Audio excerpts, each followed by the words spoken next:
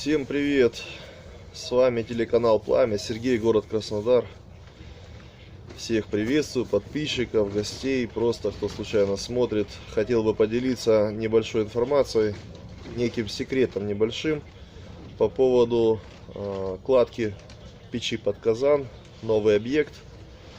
Начал его делать дней 5 уже. И вот столкнулся сейчас с выходом в канал, то есть как бы приемник наш и для дров, и выход канал. То есть есть некие нюансы, мелочи, которые мало кто знает, ну может кто-то и знает.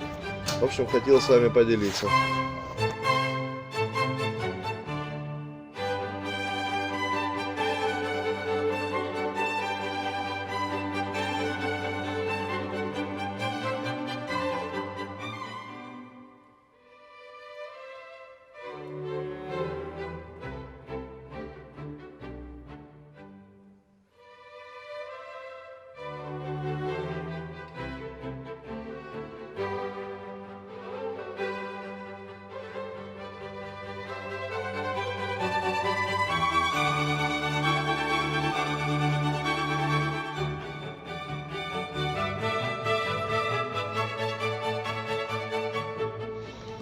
Итак, город Краснодар, новый объект. Делаем комплекс печной. У нас будет барбекю, печь под казан. Она же будет и тандыр. Хотел вам рассказать некие моменты, ошибки свои. Раньше я делал камеру немножечко ниже, для того, чтобы когда вместо колец мы ставим, такая специальная приспособа у нас есть. Туда ставится, как тандыр, ставятся шампура, и мы, получается, используем печь под казан как тандыр. Но минус тут такой, что когда у нас топка слишком низко, тогда очень долго жарится, допустим, на сковородке либо на казане. Поэтому этого делать не стоит. 6 рядов я делаю, в принципе, самое то, что оптимальное. Значит, дальше. Дверцы мы повставляли. У нас везде нержавейка. Дверцу я ставлю на геля. Этот способ удобен чем, что можно легко снять эту дверку и также ее обратно установить, либо заменить. То есть, что я хотел вам дополнительно рассказать. Соответственно, все у меня отбито. Вата 12 мм, можно 6 мм, не страшно это. Мы делаем печь, выкладываем. Размер топки у нас зависит от размера плиты. То есть в данном случае 60 на 60 плита.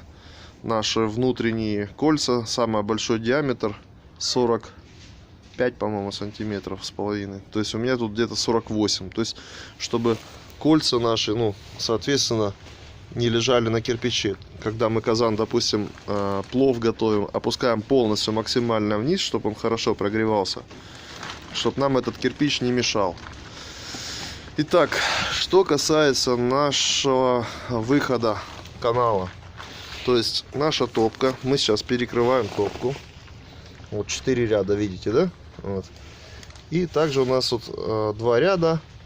И 4-й ряд также идет у нас перекрытие выхода дыма, дымовых газов. То есть, значит, что у нас, какая здесь может быть проблема?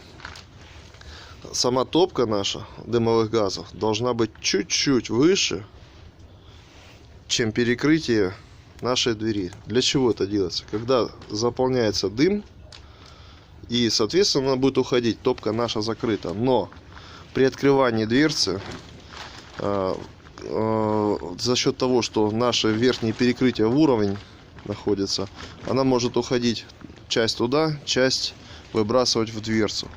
Поэтому мы перекрываем наше перекрытие, где дверцу, приемник для дров, так назовем, да? А канал мы этот сделаем немножечко выше. Хотя бы немного, но он все равно верхушка должна быть выше, чем перекрытие нашей двери. Почему? Потому что дым, который вверху собирается, он быстрее будет стремиться наш дымоход.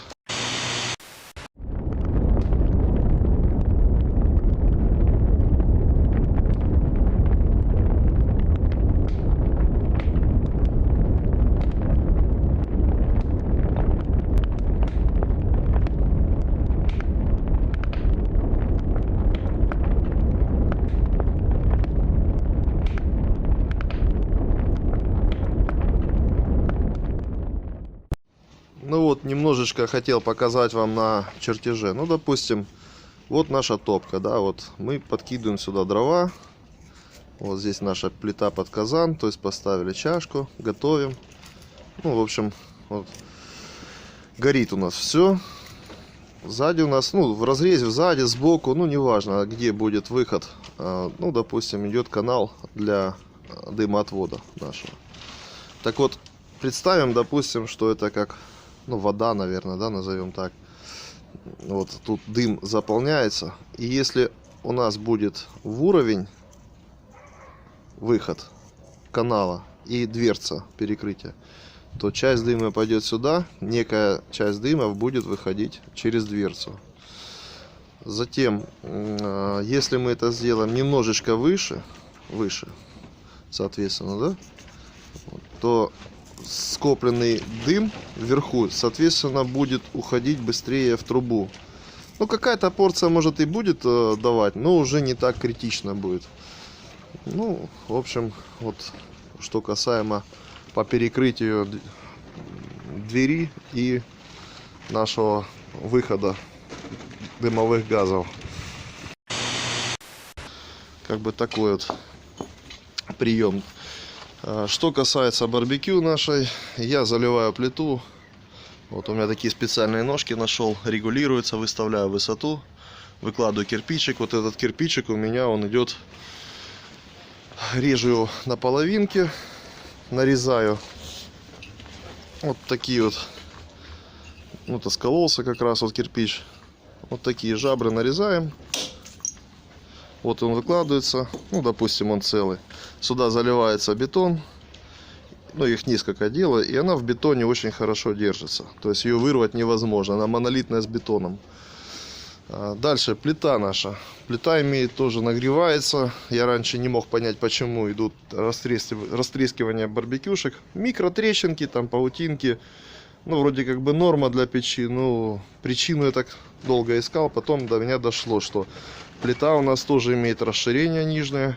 Есть уголки ставят. И с уголками пробовал. И то же самое, уголки тоже нагреваются, расширяются. То есть данная плита наша, она отбита ватой. Также 12 миллиметров. Кирпич, на который лью плиту, я обмазываю глиной.